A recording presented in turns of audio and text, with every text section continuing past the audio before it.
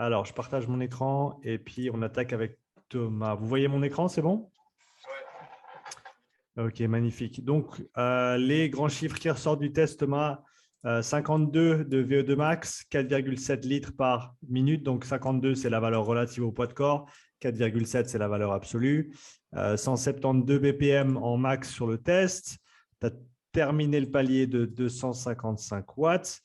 Et ce qui ressort de manière générale, c'est un petit peu de travail à faire au niveau vasculaire et métabolique. Donc, on va regarder maintenant en détail. Vous m'arrêtez quand vous voulez, les gars. Si vous avez des questions, Ben, si tu as des questions, vous n'hésitez pas. Donc, capacité respiratoire, on est bon. On est largement au-dessus des normes, comme on avait parlé. Donc, rien à déclarer ici. Un bon contrôle respiratoire avec des valeurs qui sont basses en début de test et qui montent progressivement. Un volume respiratoire qui est haut dans la première partie, qui tombe un petit peu dans la deuxième moitié, d'où ma note de B sur le volume courant. Tu as de la place à revendre, Thomas. Donc là, tu as de quoi faire avec des respirations plus profondes, surtout quand tu commences à monter un petit peu en intensité. Donc, ça sera quelque chose à pratiquer sur le rameur quand tu fais des intervalles autour des 30 RPM. C'est d'essayer de garder un volume respiratoire qui soit plus conséquent tout en maintenant la fréquence qui correspond à tes coups par minute. OK ? Donc là, on a un petit peu de travail de coordination respiratoire. Au niveau cardiovasculaire, on est au top. Il n'y a rien à signaler. Des bonnes récupérations aussi, surtout en bas de tableau, mais en dessus de 20 et proche de 30 sur la moitié. Donc, on est bien de ce côté-là. Niveau métabolique, donc deux petites choses qui ressortent. Un, c'est soit un manque d'utilisation d'oxygène, mais qui peut aussi être lié à la technique sur le rameur. Donc, c'est-à-dire que si tu commences à tirer un peu plus avec ton dos et que tu pousses un petit peu moins en fin de test avec tes jambes, eh ben, c'est clair que ça va se refléter au niveau des valeurs du MOXIE. OK ? Donc ça, ce sera peut-être à voir sur du travail technique. Est-ce qu'il y a un peu de segmentation à faire sur le mouvement? Donc, travailler seulement sur les jambes, travailler jambes, hanches et travailler mouvement complet. J'ai 2-3 vidéos sur ma chaîne là-dessus, si ça vous intéresse, les gars. Donc, à voir, c'est soit un déficit d'utilisation, soit du travail à faire au niveau technique à haute intensité pour privilégier les jambes et pas trop utiliser la chaîne postérieure. OK, donc je parlais du déséquilibre gauche-droite, potentiellement à investiguer. Donc Ben, je te dirais peut-être effectuer 2-3 tests en unilatéral sur du… C'est pour moi, pour Tom, tu veux dire? Oui, c'est pour Tom, mais si j'avais bien compris, Ben, tu coaches Tom d'une manière ou Oui. d'une autre. Donc, c'est soit pour Tom s'il veut le faire tout seul, soit pour toi, Ben, si tu veux faire ça Ah, avec d'accord, j'ai lui. pas suivi le truc. Ok. Ouais, désolé. Et donc là, potentiellement un déséquilibre gauche-droite à investiguer. Donc, à voir peut-être sur de l'unilatéral en force, sur un pattern de squat, sur un pattern de pivot aussi au niveau hinge sur les hanches. Est-ce qu'il y a une grosse différence gauche et droite? Le cas échéant, peut-être faire un petit peu de travail de rééquilibrage. C'est rien de déterminant ce qu'on voit ici, parce que ça arrive que quelqu'un pousse un peu plus fort d'un côté que de l'autre. Ça, on ne peut pas le voir nécessairement sur le rameur, vu qu'on n'a qu'un seul point d'entrée. Mais donc voilà, ça c'est peut-être quelque chose à creuser un petit peu plus. On est Est-ce bon que c'est jusque-là? un chaîne homoxy que j'avais au mollet, vu que ça me gênait, est-ce que ça peut être lié à ça? C'est très peu probable parce qu'on avait 2 quadris et ensuite un mollet et un ischio. Donc, je pense pas que le signal du quadri ait été autant impacté que ça. C'est C'est le fait que quand j'étais en flexion, les moxys se touchaient, du coup j'avais tendance à pas trop revenir. OK. Alors, c'est possible. C'est possible. Si tu sens que tu as compensé d'un côté plutôt que de Ouais, l'autre, ça expliquerait potentiellement le fait que la gauche… mais ok. malgré ça, même à très basse Ouais, on va intensité, vérifier. il y a une différence de 15-20%. Donc, D'accord, ok. même si les valeurs absolues sont moins importantes, peut-être à voir si ça se voit ou pas sur le Ouais, non, mais reste. si à basse intensité, il y a la différence aussi, c'est qu'il y a vraiment quelque chose. Ce n'est pas nécessairement le cas, mais ça vaut la peine de creuser un petit peu pour voir si on Ok. trouve quelque chose. OK. En termes de domaine d'intensité, donc un premier seuil aux alentours des 160 watts, un deuxième seuil aux alentours des 215 watts. avec des pourcentages de VO2 max à 71 et 83%. Donc là, tu as tes zones d'entraînement, Thomas, pour tes différents types d'entraînement que tu ferais par la suite. Et en termes de recommandations, ce que je t'ai mis, c'est du travail d'endurance fondamentale. Ça, tout le monde en a besoin. Surtout si tu veux développer tes compétences sur un ergo, sur une modalité de manière spécifique. Et après, du travail de VO2 max, étant donné qu'on a un deuxième seuil qui est à 83%. Moi, je cherche en général 75% pour le premier seuil, 85% pour le deuxième seuil. Et ça, c'est dans l'ordre des priorités. Et ensuite, on travaille la VO2 max. Donc là, on est déjà à un bon pourcentage au seuil 2. On est presque là au seuil 1. Donc, en gros, on va travailler un petit peu tout ça. Ce que je t'ai mis là comme séance VO2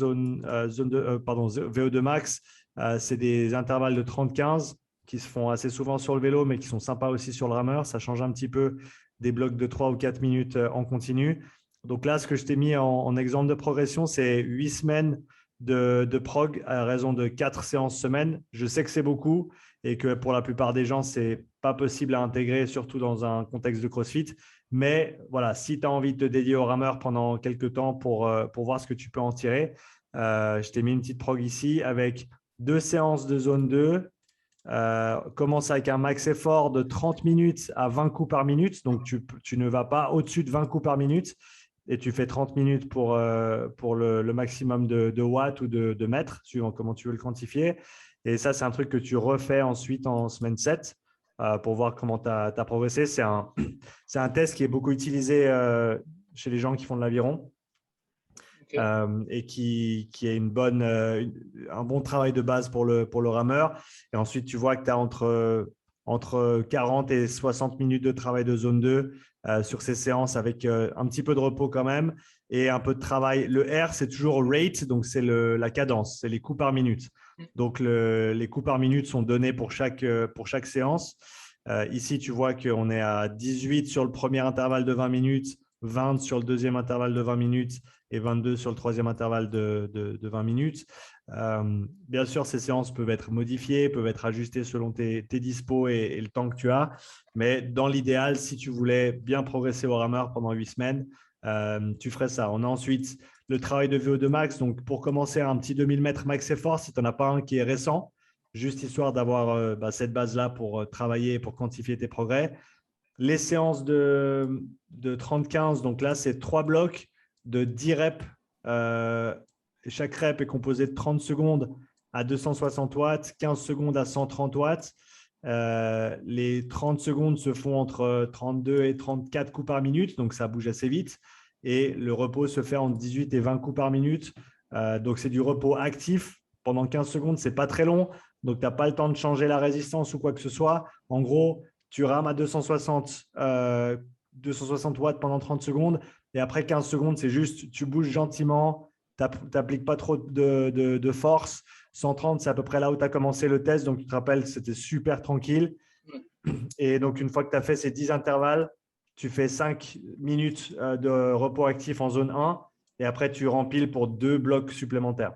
Et là, la progression, c'est que chaque séance, tu rajoutes une série ou une répétition à la fin de chaque bloc. Okay, et ensuite, sur le deuxième bloc ici, on repart, mais je t'ai monté un petit peu les watts. Okay, le but, c'est que sur les 4-5 derniers intervalles, ça devienne du travail quand même qui est bien soutenu avec une respiration qui est bien engagée. Si c'est trop facile, c'est possible que tu doives pousser un petit peu les watts vers le haut. Si tu n'arrives pas à compléter la première séance, c'est certainement que les watts étaient trop hauts pour commencer. OK. Et puis, sur la deuxième séance, qui est une séance seuil, donc là, on est sur du 2 fois 1 minute à 230 watts, 2 minutes à 200 watts. Donc, on ondule au-dessus du seuil, en dessous du seuil. Donc là, tu as 1 minute à 230, 2 minutes à 200. Tu rempiles directement 1 minute à 230, 2 minutes à 200. Ensuite, tu fais 4 minutes actif en zone 1. Et ensuite, tu refais tes 2 fois 1 minute, 2 minutes. OK? C'est clair là-dessus? Ouais. OK, super. Et là, la progression, c'est qu'on ajoute une répétition de 1-2. Et là, on rajoute encore une. Et ensuite, là, on passe sur des efforts un petit peu différents. Là, tu as des 5 minutes de travail, 4 minutes de repos, 4 fois. et 6 minutes de travail, 4 minutes de repos, 3 fois pour les 2 dernières séances ici. Et tu as un retest 2000 mètres à la fin des 8 semaines. OK? Ok. Donc là, on arrive gentiment au bout de ton bilan à toi. Est-ce que tu as des questions ou des choses qui n'étaient pas claires? Non, sur la globalité, c'est clair. Après, ouais, non, je suis content qu'il y ait un petit peu aussi de VO2 max, de travail d'intensité. Si tu veux, mon ressenti depuis janvier, comme je t'avais expliqué, voilà, on fait moins de volume, on est plus souvent en zone 2, zone 3. Ouais. Et du coup, je l'ai ressenti un petit peu là sur le haut des Open où j'avais du mal à monter en intensité cardiaque. Ouais. Donc voilà, donc c'est vrai que ça va faire du bien de retrouver un petit peu d'intensité. Ouais, ouais. Non, c'est ça, tu peux pas passer outre. La basse intensité, c'est fondamentalement important, mais il faut bien sûr aussi la haute intensité pour pouvoir performer à ces intensités-là. Donc, c'est bien que tu t'en mettes un petit peu. Ouais, parce que du coup, quand je suis monté en haute intensité, j'avais plus, entre guillemets, je savais plus la situer, cette haute intensité. Ouais, Et du coup, à la fin du WOD, je me suis retrouvé où je suis monté à 163, quoi. ouais, Alors que je peux monter beaucoup plus haut, quoi. ouais. Ouais, donc c'est Ok. juste, c'est une question d'habitude aussi. Donc, pour l'année prochaine, remets-toi 2-3 bonnes cartouches dans les 2 semaines avant l'Open, juste que tu Ouais, aies de nouveau l'habitude de remonter dans les tours. Et puis, ouais. ça devrait assez bien se passer. OK? Ok, nickel. Et puis, n'hésite pas, si tu complètes ces séances, n'hésite pas à me faire un feedback par message après chaque séance, surtout sur la première semaine, pour me dire ton ressenti, Ok. pour me dire comment ça s'est passé. Et puis, si tu as des questions au fur et à mesure si tu suis cette prog-là, n'hésite surtout pas à me faire signe de temps en temps pour me dire soit comment ça va, soit s'il y a des soucis, soit s'il faut ajuster les intensités. Je reste à ta dispo. OK? Ok, ouais. Bon, bah, je commencerai peut-être pas la semaine prochaine, mais la semaine d'après. Super. Bah, Donc, ouais, à partir d'avril. Ouais. tu me tiens au courant. OK? Ouais, ça marche. Nickel, merci, Fab. Magnifique. Yes, Thomas, avec plaisir. Ben, on passe pour toi, on passe sur toi. Allez, c'est parti. Donc, les grands chiffres, 56 de VO2 max, 4,6 litres par minute, 194 BPM max. On a un dernier palier complété à 235 watts. Et puis, donc là, ce qui ressort, c'est fonction respiratoire à travailler et certainement un peu de développement vasculaire également. Ben, de nouveau, tu m'arrêtes si tu as des questions. Ouais, ouais. Ok, ça marche. Donc là, respiratoire, on était bien en termes de capacité, en dessus de 110 comme on avait discuté. Donc, pas de souci à ce niveau-là. Ensuite, par contre, sur la respiration, on voit que d'entrée de jeu, même à très basse intensité, tu es très, très haut en fréquence respiratoire. Donc, tu es à 33 respirations par minute à 100 watts et tu montes jusqu'à 60 respirations minutes, ce qui est très, très haut. Le souci d'aller aussi haut que ça, c'est que tu as plusieurs désavantages en fait à respirer souvent, mais respirer peu. Et là, peu, c'est-à-dire que si on regarde par rapport à ce que tu devrais idéalement pouvoir bouger par respiration, 3,5 litres par rapport à ta capacité ici. Okay, donc là, tu as, en gros, sur chaque respiration, tu pourrais respirer 1 litre de plus.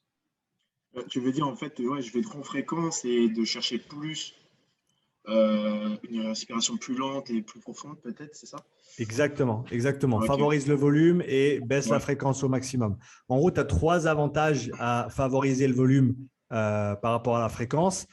Un, c'est que tu vas réduire l'espace mort. L'espace mort étant le volume d'air qui ne touche pas tes alvéoles. C'est-à-dire que ce qu'il y a dans ta trachée, ce qu'il y a dans les bronches, dans le début des bronches, ça ne va pas aller toucher les alvéoles. Tu ne peux pas échanger de gaz avec de cet air-là. Et donc, sur chaque respiration, tu as une petite quantité d'air de l'ordre de 150-200 millilitres qui n'est pas utilisable. Okay, et donc, si tu respires 10 fois par minute, tu as 2 litres qui ne sont pas utilisés. Mais si tu respires 60 fois par minute, je te laisse faire le calcul, ça fait 12 litres qui ne sont pas utilisés.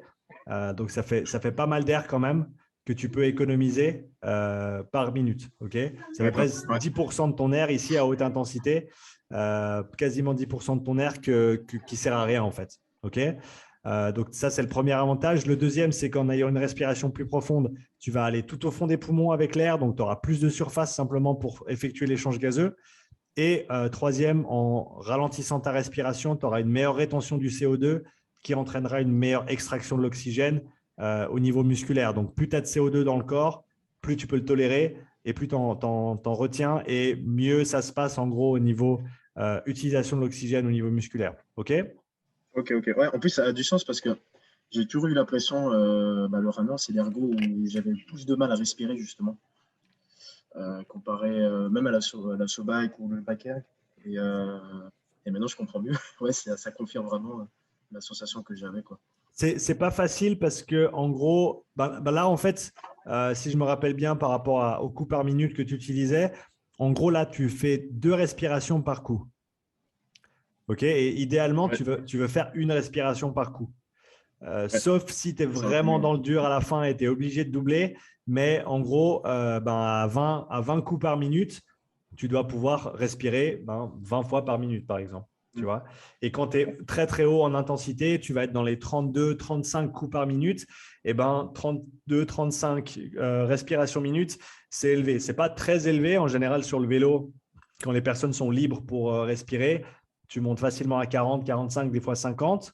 Donc, c'est clair que tu es restreint sur le rameur si tu veux rester couplé et tu as un avantage mécanique à rester couplé pour générer de la tension au niveau de ton tronc et pour appliquer la force, bien sûr, sur chaque coup. Hein. Ça, tu le ressens bien. Donc, tu as un avantage à rester couplé avec ta respiration, mais ça rajoute une contrainte supplémentaire. Donc, en gros, ta respiration devrait être très, très proche des coups par minute que tu utilises. OK? D'accord. Donc, et on verra que je t'ai mis un travail similaire en zone 2. Donc, les coups par minute, 18, 20, 22. Si tu restes dans ces eaux-là en termes de fréquence respiratoire, tu verras que tu peux utiliser beaucoup plus de volume. Donc, tu vas vouloir te focaliser un petit peu plus là-dessus sur tes efforts rameurs. OK? Ok. Magnifique. Ensuite, cardiovasculaire, on est bon au niveau cardio. On a un petit déficit au niveau vasculaire. Comment on voit ça? C'est sur les données du MOXIE ici. Ce qu'on voudrait, c'est des pics de récupération qui montent de plus en plus haut et qui dépassent 80%. Et là, on voit qu'on a une tendance qui est descendante. OK, donc, on a un déficit au niveau de ta récupération et ça peut être lié à l'aspect vasculaire. OK? D'accord. Par contre, on a une bonne utilisation de l'oxygène où on descend dans les 30% sur la fin du test. Mais voilà, ce qu'on voudrait voir, c'est un peu plus d'amplitude avec la capacité d'atteindre des valeurs autour des 70 minimum, voire 80. D'où le travail de zone 2 qui est prescrit. En termes d'intensité, on a un premier seuil aux alentours des 150 watts, un deuxième seuil aux alentours des 200 watts. Donc, ici, tu as encore une fois tes zones d'entraînement avec certainement pas mal de boulot à faire en zone 2 pour faire remonter ce pourcentage ici qui est à 64 pour le faire remonter plutôt aux alentours des 75, des 75. OK. Ok. Et en termes de recommandations, donc endurance fondamentale, VO2 max. Et pour toi, étant donné que ton deuxième seuil, il est à 90% de ta VO2 max, donc il est très, très haut déjà, et on n'a pas nécessairement besoin de bosser dessus. Donc là, je t'ai mis 2 séances de VO2 max. Tu as la même séance en 30-15 que Thomas sur le jour 2. Et sur le jour 1, tu as des efforts un peu plus continus. Donc là, tu as des 750 mètres avec 4 minutes de repos, ensuite avec 3 minutes de repos, avec les coups par minute qui sont assignés également, OK, du 24, 26, 28. Et ensuite, on passe sur des 1000 mètres. Donc, tu es sur des efforts de 3 minutes 30, 4 minutes à peu près, à ces watts-là. Et puis, l'idée, c'est de faire 4 fois 1000 mètres avec 4 minutes de repos. La séance, c'est la même de 2 semaines de suite. C'est une grosse séance. Ce n'est pas facile comme travail. Et je t'ai mis des coups par minute qui sont plus hauts ici, que tu pourras coupler également avec ta respiration. Pareil, par contre, en termes de zone 2, travail similaire à Thomas avec toujours ces coups par minute qui sont bas. Une des raisons pour lesquelles on garde des coups par minute qui sont bas sur le rameur quand on fait de la zone 2, c'est que le rameur, c'est un sport qui est très biaisé puissance, étant donné que même à haute intensité, tu montes maximum, en tout cas, si tu ne fais pas de l'aviron au niveau compétitif, tu vas rarement monter au-dessus des 34, 36 coups par minute. Et tu compares ça à du vélo, par exemple, tu es à la moitié, voire à un tiers des opportunités pour appliquer de la force. Tu vois, donc si tu penses au coup de tours par minute, si tu as 90 tours par minute sur le vélo, chaque jambe va appliquer de la puissance ou de la force, 90 fois par minute, alors que sur le rameur, tu es à un tiers, à 30 coups, peut-être 35 coups par minute. Donc, on a un biais qui est beaucoup plus au niveau puissance sur le rameur, d'où l'intérêt de faire du travail à basse intensité avec des coups qui sont bas pour que la force qui est exprimée ou la puissance qui est exprimée par coup soit plus haute. Est-ce que ça a du sens? Oui, effectivement. Ouais. Ok, super. Et donc, toi, pareil, 2 séances zone 2, 2 séances VO2 max, à voir comment tu peux rentrer ça dans tes semaines. Pour certains, ça va être plus simple de faire peut-être une séance dédiée zone 2, une séance dédiée VO2 max et peut-être d'allonger le programme plutôt que de le faire sur 8 semaines, de le faire sur 16, par exemple. Donc, si tu n'as pas beaucoup de temps, tu peux le faire comme ça. Ou si tu as d'autres choses à travailler en priorité, tu peux le faire comme ça. Et puis, de toute manière, moi, ma priorité, c'est vraiment plus la zone 2. Ouais. Si je dois choisir entre les deux, c'est vraiment zone 2 que la VO2 max. Ouais. Et puis, rien ne t'empêche de te dire que si tu vas faire, disons que tu as le temps pour une séance de zone 2 par semaine spécifique rameur, tu peux toujours faire 3 semaines avec des séances de zone 2 et la semaine 4, tu fais une séance de VO2 max. Et après, tu repars sur 3 semaines de zone 2, une semaine de VO2 max. Donc, tu peux toujours l'organiser dans le temps comme ça, histoire de quand même toucher un petit peu aux hautes intensités qui vont être bénéfiques pour toi, mais de continuer à travailler cette base également. Ok. Ok. Ça marche. Super. Dis-moi si tu as des questions. Super. En vrai, non, c'est vraiment le ressenti que j'avais. C'est ce qui me manquait, je pense.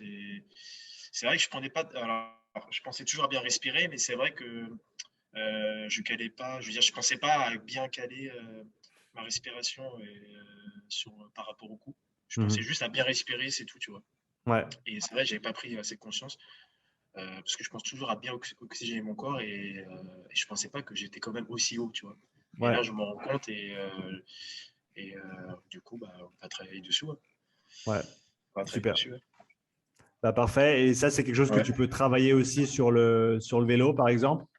Donc, si tu fais du travail en zone 2 sur d'autres ergos, tu peux aussi travailler sur utiliser un volume conséquent au niveau de ta respiration tout en minimisant la fréquence que tu utilises, surtout à basse intensité. Ok. Ok. Ouais, ça marche. Super. Écoute, intéressant tout ça. Super. Parfait. Écoute, si tu n'as pas d'autres questions, moi, c'est tout. Je vous ai tout communiqué. Donc, je vous laisse repartir avec ça. Et puis, comme j'ai dit à Thomas, je reste à ta dispo si tu as des questions au niveau prog, au niveau ajustement des puissances, etc. N'hésite surtout pas. Et puis, je pense que c'est bien. Si vous suivez de près ou de loin la structure, je pense que d'ici 8 semaines, de refaire un petit test intermédiaire, donc avec les mêmes puissances, avec le format 4.1 et juste en prenant la fréquence cardiaque sur tous les paliers jusqu'à l'échec. En notant le RPE, j'ai une vidéo sur ma chaîne YouTube qui décrit comment faire un test intermédiaire en autonomie. Ce serait pas mal, mais bon, de toute façon, on se revoit en avril pour le bilan, pour le jour de la journée de formation. Donc, n'hésite pas à venir avec des questions à ce moment-là. Et dis-moi, Sean, parce que le palier 9, ce qui me semblait, j'étais monté à 194 de FC. Et ça veut dire dans le palier 10, je suis resté à 194 tout le long alors. Laisse-moi voir. Là, tu étais… Qu'est-ce qu'on a? Tu étais à 187 sur le 220 watts et tu es monté à 100… Ah non, 187 le palier 9. Ouais, ça, c'est la moyenne. La moyenne de la dernière minute. D'accord. Ok, donc je prends la moyenne de la dernière minute de chaque intervalle comme point de repère pour comparer ensuite sur les tests intermédiaires suivants. Ça marche. C'est bon pour toi? Ouais, c'est bon. Super. Merci les gars. Ça. Ok, merci à toi, c'est cool. Et là, c'est encore plus clair et on va bien pouvoir travailler ça. Génial. Écoutez. On va mettre en application maintenant. C'est ça. Il reste plus qu'à, comme on dit. Ça va être intéressant aussi quand je vais faire sur le vélo. Ça va être différent, ça aussi. Ouais, voir où sont tes zones par rapport au vélo et les différences en BPM aussi, c'est toujours assez intéressant de voir sur les différents ergos. Ouais, exactement. Ok. Bon, super les gars. Merci pour votre confiance. C'était un plaisir de bosser avec vous et puis on se revoit bientôt. Ouais, ça marche. Salut. Ciao les gars. Salut.